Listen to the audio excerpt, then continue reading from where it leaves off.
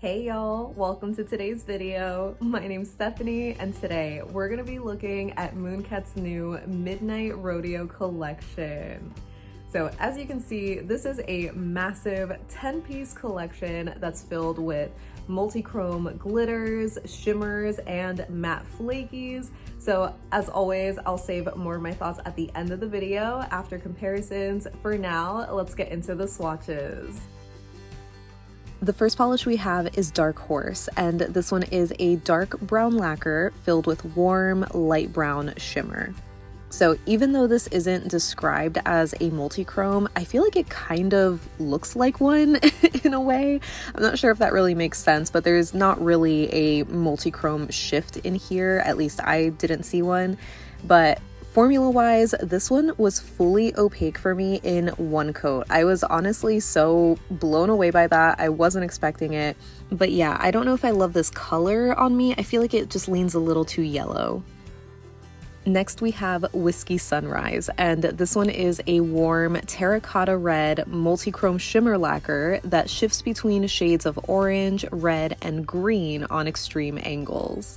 So yeah, even though I couldn't capture the green shift in this one during the swatch clip, hopefully you saw the flash of green when I was showing the bottle around.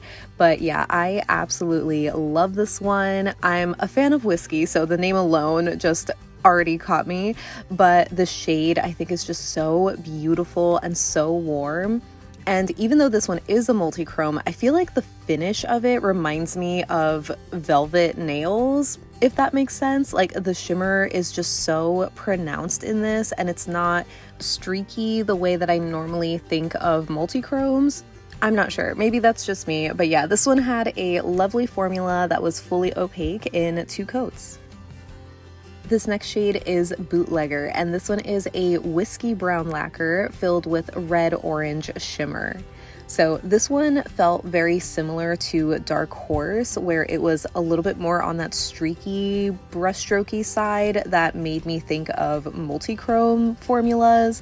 But this one, again, is not really described as a multi-chrome, even though it does have a sort of shifty shimmer that shifts from red to orange. I don't know, I guess maybe I would call Bootlegger and Dark Horse a duochrome at the very least, but formula wise, I think this one had a pretty decent formula. It was opaque for the most part, but I did end up grabbing a little too much polish on the brush on the first coat, so it left it a little extra brushstrokey. So on the second coat, I tried to do a slightly thinner coat just to sort of blend out the brushstrokes, and they did dissipate a little bit, so it's not too bad. But yeah, I'm just not crazy about this color. The next shade we have is Sand Viper, and this one is a sheer light pinky beige jelly that's filled with an orangey red shimmer.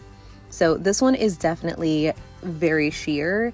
I think I would call this more of a crelly formula personally, just because it does build up to be a little bit more opaque, whereas normally I would call jellies very squishy and glassy and translucent. So either way, I wasn't expecting it for the formula. I thought this was going to be super creamy and opaque, but honestly, I wasn't mad that it was really sheer because I thought it looked really lovely on just one coat alone.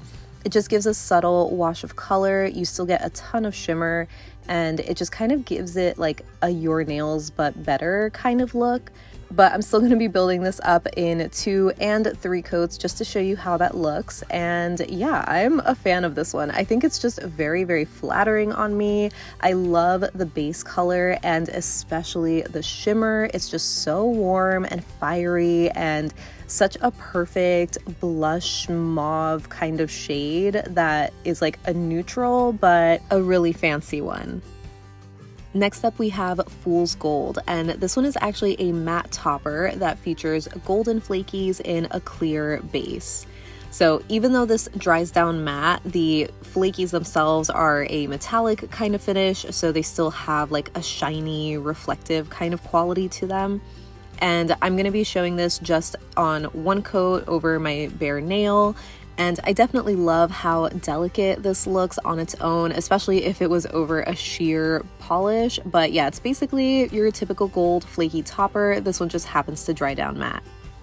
The next shade we have is Moonrise, and this one is a sheer pink jelly that's filled with ultra fine holographic glitter flakies, blue shimmer, and micro holographic glitter.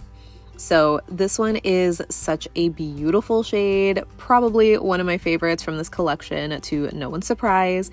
And yeah, even though it is very sheer, that blue shimmer is just so strong. It's kind of like that same blue shimmer we've seen in other Mooncat shades, which I am a big fan of, but I also love those tiny holographic glitters and flakies. It just looks like crushed diamonds in there. So stunning. So as you saw on the first coat, you could barely make out any of the base color. It's just super sheer, but I think on 2 coats you do see that pink color build up a little bit more. I feel like it almost has like a lavender kind of quality to it, but maybe because of that blue shimmer. Either way, super gorgeous, but still very sheer. So I ended up doing a 3rd coat, and while it's not 100% opaque, because again, this is a sheer jelly kind of finish, I think it covers up enough nail line, and there's definitely more than enough shimmer and sparkle to distract from any visible nail line. I just think this one is so gorgeous. The next shade we have is Prickly Pear, and this one is a matte cactus green lacquer filled with color shifting orange, pink, and yellow iridescent flakies. So I don't love this one, probably to no one's surprise again.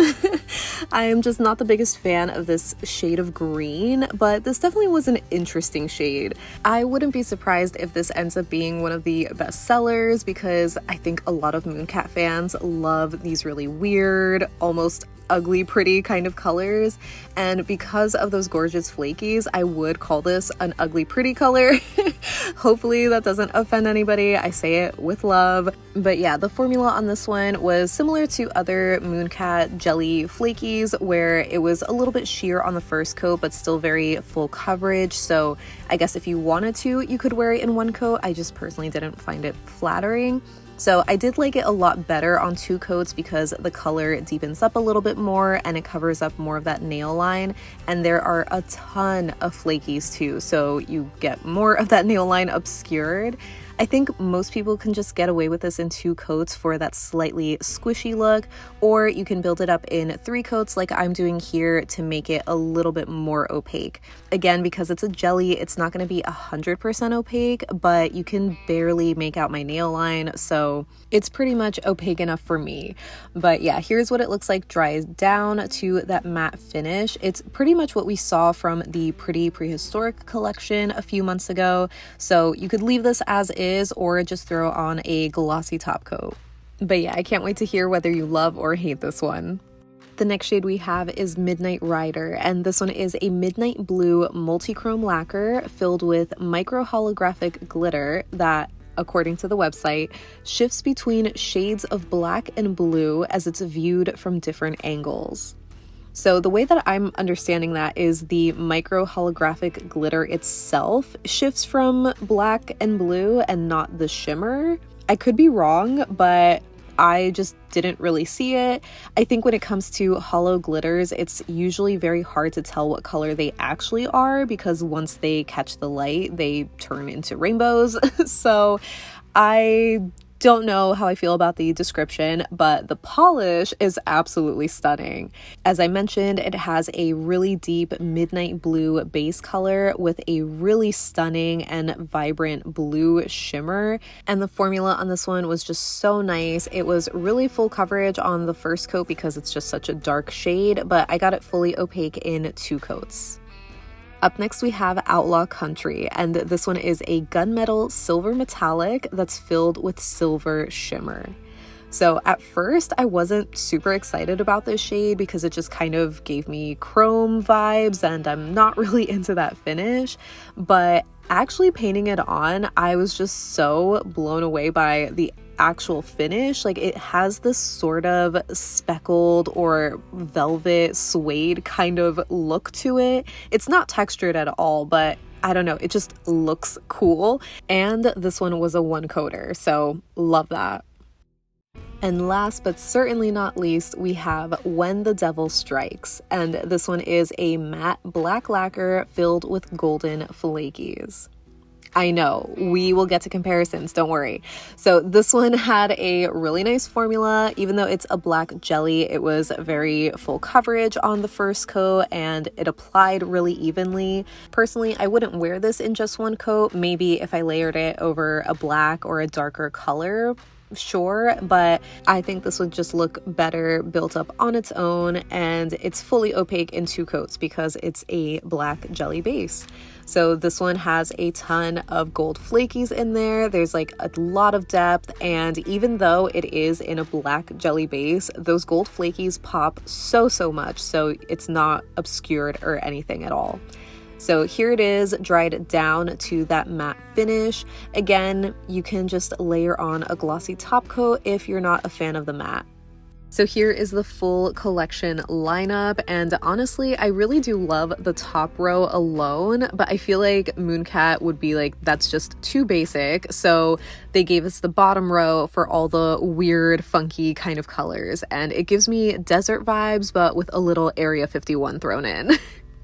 Now moving on to comparisons, we're starting with Dark Horse and looking at it next to Holo Taco's Tax Haven from the Vacation collection. I was immediately reminded of this shade because it's just that warm brown kind of shimmer multi-chrome sort of look, but obviously Holo Taco also has this hollow micro glitter in there, but even still the shimmer is really different, where it's a lot more yellow leaning in Dark Horse and a lot more red in Holo Taco, so I thought maybe it would just look similar to Whiskey Sunrise. I do think the shimmer is kind of like the same, it's really just the base color that's different here, where it's a lot more of a darker brown in Holo Taco.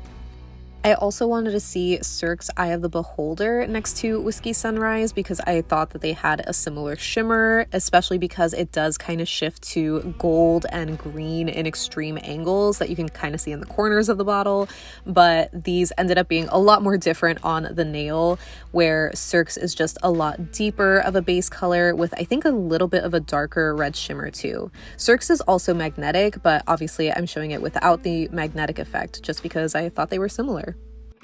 And lastly, I wanted to see this next to Olive Ave's Pigment, which is a coppery brown metallic shade, but I feel like it wasn't as warm or red leaning as Whiskey Sunrise. I thought it was a little bit more brownish yellow or orangey. So here it is quickly next to Bootlegger just to show you it's almost like a gradient. But yeah, on the nail next to Whiskey Sunrise, you can see it really is more of that true coppery brown metallic finish, while Whiskey Sunrise is red.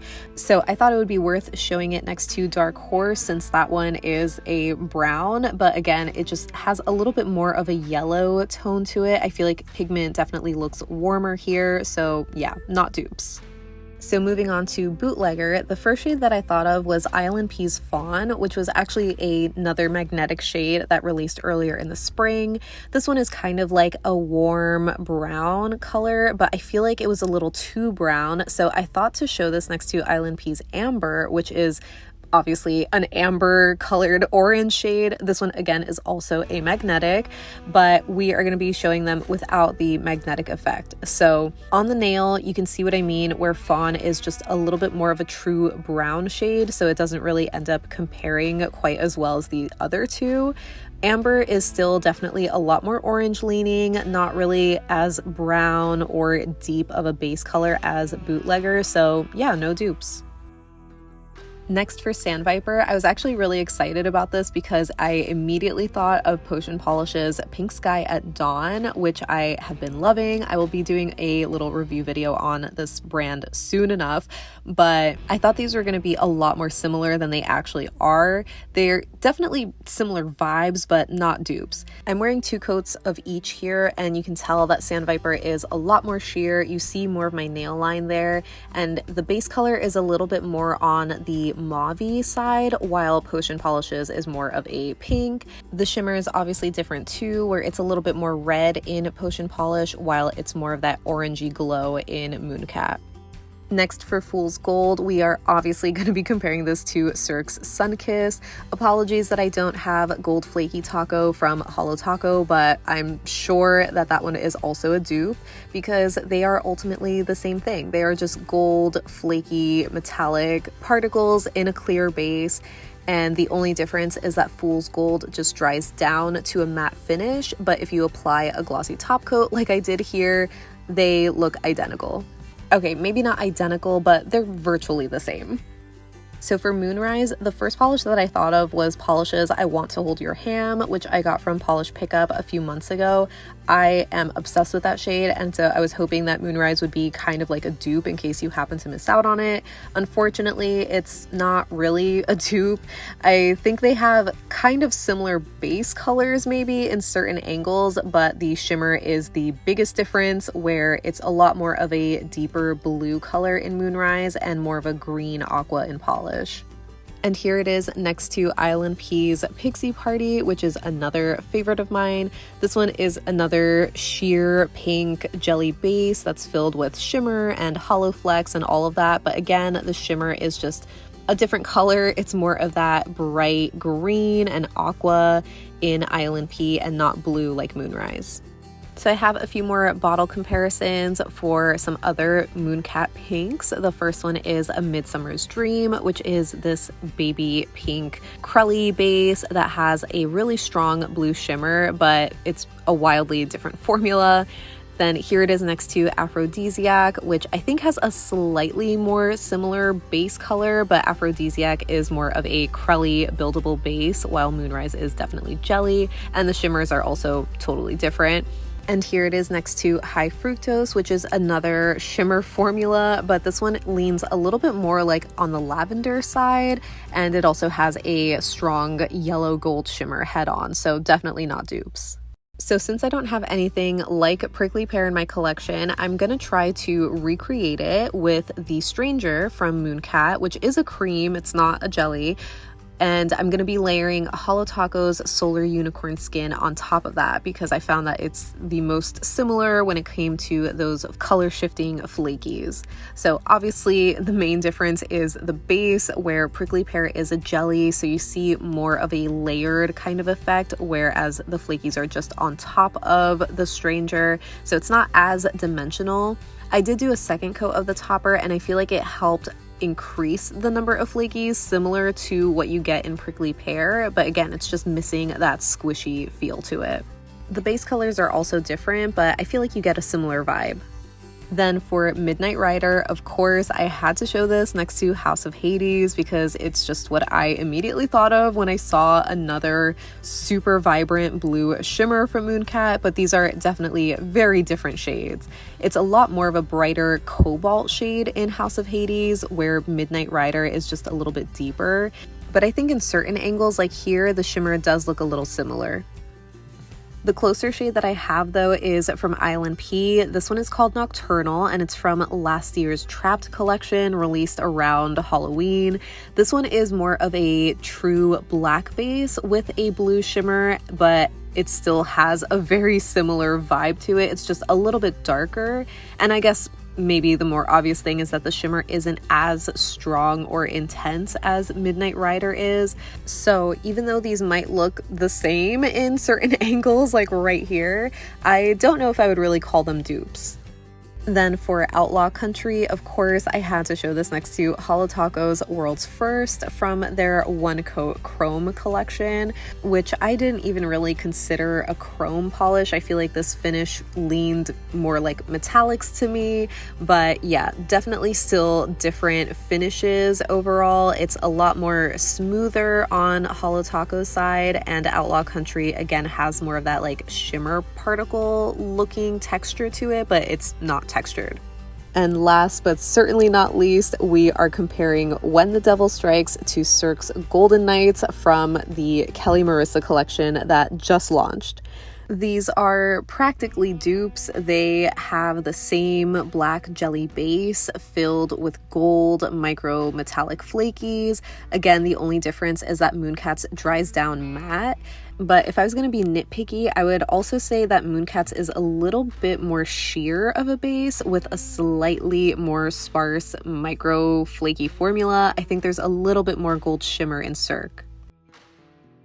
So that wraps up my swatches and comparisons for Mooncat's new Midnight Rodeo collection. As always, I would love to know what your thoughts are on this massive release because I definitely think it's a fun one. I mean, I know we've seen like the desert sort of theme, especially in the late summer months before from other brands. And so I do love seeing Mooncat's take on it because like I said in the middle of my video, it's giving me desert vibes, but with a little Area 51 thrown in, which makes so much sense for Mooncat. So I do love their take on it, and I think they did a great job nailing the inspiration. Obviously, I just have certain preferences and I don't love some of the shades. I think with some of the brown ones, I was like surprised that I didn't love them as much because I love how they look on Michelle, but she does have very warm golden undertones and I'm pretty sure I'm more on the cool side. So I don't know if it is like a clash of undertone thing going on, or maybe I'm just not really in the mood for brown shades right now, and so I don't love them as much as I will in November, let's say. But overall, I do enjoy most of these. I think some of them are absolute standouts for me, like Moonrise and Sand Viper, even if they are a little like expected or basic or something. I mean, Moonrise isn't really basic, but it also looks like a lot of indie polishes that I've seen, especially on like Polish Pickup, for example. So it's like familiar in a way. But yeah, definitely let me know what your thoughts are on these shades. What are some of your favorites or standouts? And if you picked any of them up, let me know any and all thoughts that you have down below so we can chat about it. But thank you so much for hanging out with me today. I hope you have a great rest of your day and I'll see you in the next one. Bye.